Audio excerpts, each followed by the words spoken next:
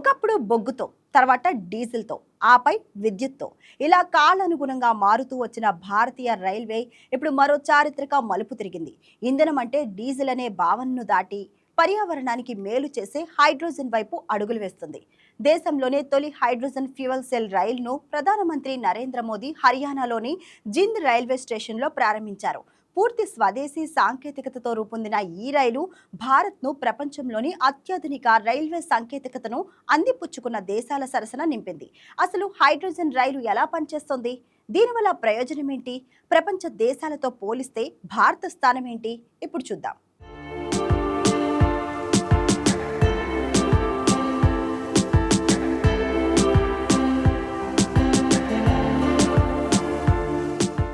భారత్లో కొన్ని రోజులు ఒక కొత్త అధ్యాయానికి నాంది పలుకుతాయి. భారతీయ రైల్వే చరిత్రలో ఈ రోజు కూడా అలాంటిదే. దేశంలో మొట్టమొదటిసారిగా హైడ్రోజన్ ఫ్యూయల్ సెల్ టెక్నాలజీతో నడిచే రైలు పట్టాలెక్కింది. హర్యానాలోని జింద్ రైల్వే స్టేషన్లో ప్రధానమంత్రి నరేంద్ర మోడీ జెండా ఊపి ఈ రైలును ప్రారంభించారు. ఇది కేవలం మరో కొత్త రైలు కాదు, భారత రైల్వే భవిష్యత్తుకు కొత్త దిశను చూపించే సాంకేతిక విప్లవం.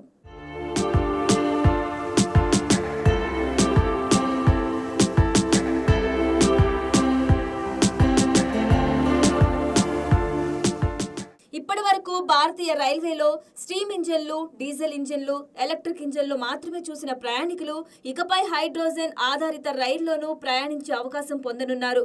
ప్రపంచం క్లీన్ ఎనర్జీ వైపు అడుగులు వేస్తున్న సమయంలో భారత్ కూడా అదే దిశగా కీలక అడుగులు వేస్తుందనే చెప్పాలి.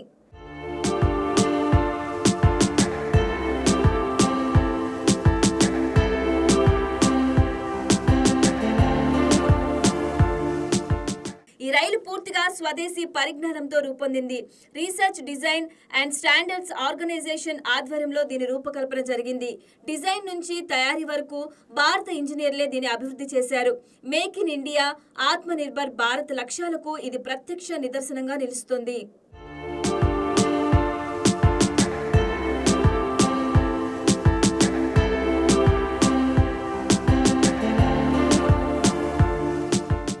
అందరిలోనూ ఒకే ప్రశ్న, అసలు హైడ్రోజన్ రైలు అంటే ఏంటి?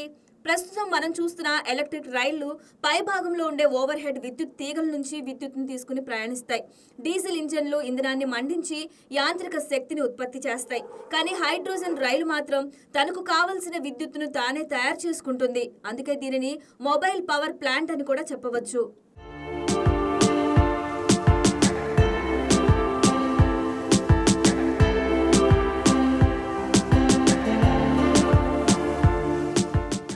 Proton exchange membrane fuel cell ఈ రైలు గుండె లాంటిది. ఇందులో నిల్వ చేసిన హైడ్రోజన్ బయట గాలిలోని ఆక్సిజన్తో రసాయన చర్య జరుపుతుంది. ఈ చర్యలో విద్యుత్ ఉత్పత్తి అవుతుంది. అదే విద్యుత్ ట్రాక్షన్ మోటార్లకు చేరి రైలు చక్రాలను తిప్పుతుంది. ఇందులో ఎలాంటి దహన ప్రక్రియ ఉండదు, అందుకే పొగ ఉండదు, కార్బన్ ఉద్గారాలు ఉండవు, కాలుష్యం ఉండదు.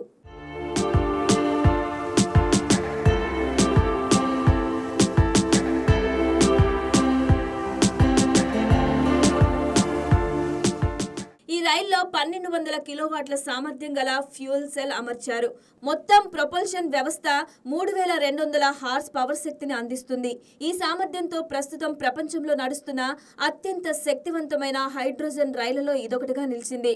ప్రస్తుతం దీనికి గంటకు 75 కిలోమీటర్ల ఆపరేషనల్ వేగానికి అనుమతి లభించింది. అయితే దీని డిజైన్ స్పీడ్ గంటకు 110 కిలోమీటర్లు.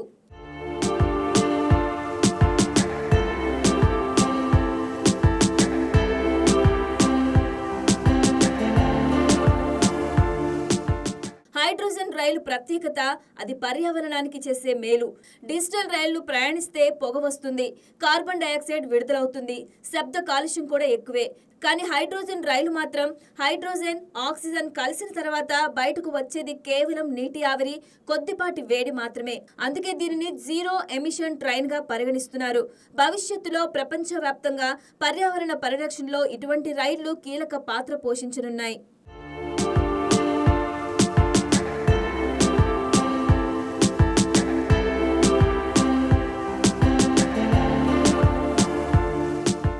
అయితే అయితే హైడ్రోజన్ అంటే చాలా మందికి భయం కూడా ఉంటుంది. అది అత్యంత తేలికైన వాయువు.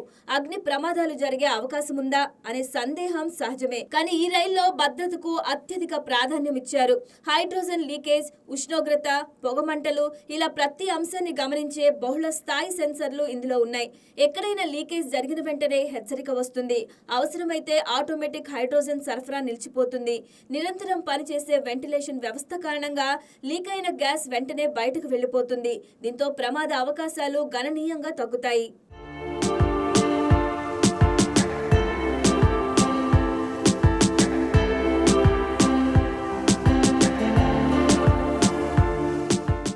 లోకో పైలట్ క్యాబినెట్ ను కూడా ప్రత్యేకంగా రూపొందించారు. ముందు అమర్చిన డిజిటల్ మానిటర్ లో ఇంజిన్ పరిస్థితి నుంచి భద్రత హెచ్చరికల వరకు ప్రతి సమాచారం కనిపిస్తుంది.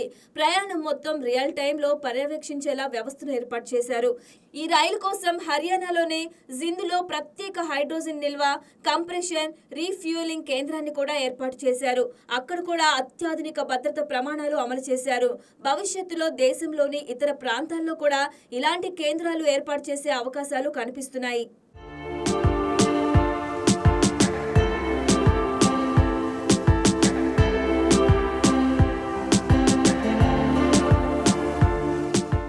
ఈ హైడ్రోజన్ రైలు తొలి దశలో జింద్ నుంచి సోనిపత్ వరకు 89 కిలోమీటర్ల దూరం ప్రయాణిస్తుంది. మధ్యలో 12 స్టేషన్లు ఆగుతుంది. మొత్తం 10 కోచ్లతో రూపొందించిన ఈ రైల్లో దాదాపు 2600 మంది ప్రయాణించే అవకాశం ఉంటుంది.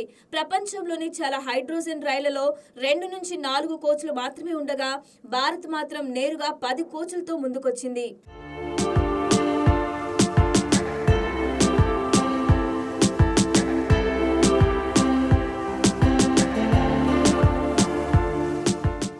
రైల్వే అధికారులు భవిష్యత్తులో కల్కా, సిమ్లా వంటి యునెస్కో వారసత్వ రైల్వే మార్గాల్లో కూడా హైడ్రోజన్ టెక్నాలజీని వినియోగించాలని భావిస్తున్నారు. కొండ ప్రాంతాల్లో కాలుష్యాన్ని తగ్గించడానికి ఇదెంతో ఉపయోగపడుతుందని అంచనా వేస్తున్నారు. ప్రపంచ వ్యాప్తంగా హైడ్రోజన్ రైళ్ల ప్రయాణం ఇంకా ప్రారంభ దశలోనే ఉంది. మొదటిగా జర్మనీ ఈ టెక్నాలజీని ప్రయాణికుల సేవల్లో ప్రవేశపెట్టింది. తర్వాత France, Italy, Japan, China, America వంటి దేశాలు కూడా ప్రయోగాత్మకంగా లేదా పరిమితి స్థాయిలో వినియోగిస్తున్నాయి.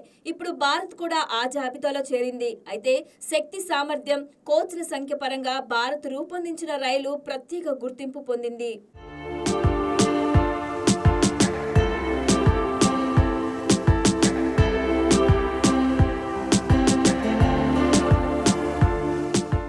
హైడ్రోజన్ రైలును ప్రారంభించిన సందర్భంగా ప్రధానమంత్రి నరేంద్ర మోడీ ప్రపంచ ఇంధన సంక్షోభాల వైపు వెళ్తున్న సమయంలో భారత్ ప్రత్యామ్నాయ ఇంధన మార్గాలను ఎంచుకుంటుందన్నారు. ఒకప్పుడు ఇంధన కొరతతో రైళ్లు నిలిచిపోయే పరిస్థితులు ఉండేవని, కానీ భవిష్యత్తులో ఇలాంటి సవాళ్లను ఎదుర్కొనే సామర్థ్యం భారత్కు ఉందని పేర్కొన్నారు. స్వచ్ఛమైన సాంకేతికతను స్వదేశీగా అభివృద్ధి చేయడం దేశ సామర్థ్యానికి నిదర్శనమని చెప్పారు.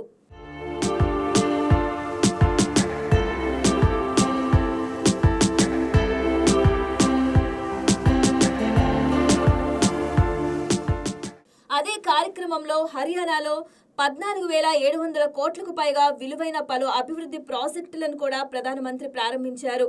ఢిల్లీ, అమృత్సర్, కత్రా ఎక్స్ప్రెస్ వే, పలు జాతీయ రహదారులు, ఎలివేటెడ్ రైల్వే ట్రాక్లు, వైద్య కళాశాలలు, ఆసుపత్రులు, సిక్కిం మ్యూజియం వంటి ప్రాజెక్టులకు శ్రీకారం చుట్టారు.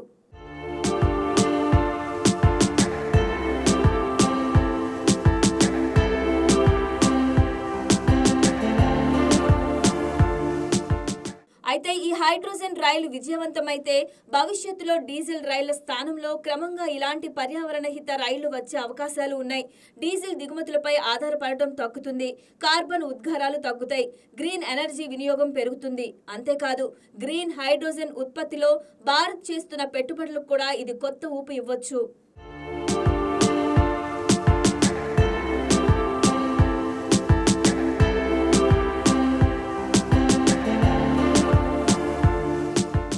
ఒకప్పుడు ప్రపంచాన్ని ఆశ్చర్యపరిచిన చంద్రయాన్, తర్వాత వందే భారత్, ఇప్పుడు హైడ్రోజన్ రైలు. భారతదేశం సాంకేతిక రంగంలో వేస్తున్న ప్రతి అడుగు అభివృద్ధి చెందిన దేశాల సరసన నిలబడాలనే లక్ష్యాన్ని మరింత బలపరుస్తుంది. ఈ ప్రయోగం విజయవంతమైతే భారతీయ రైల్వేలో హైడ్రోజన్ యుగానికి ఇదే తొలి మైలురాయిగా చరిత్రలో నిలిచిపోనుంది.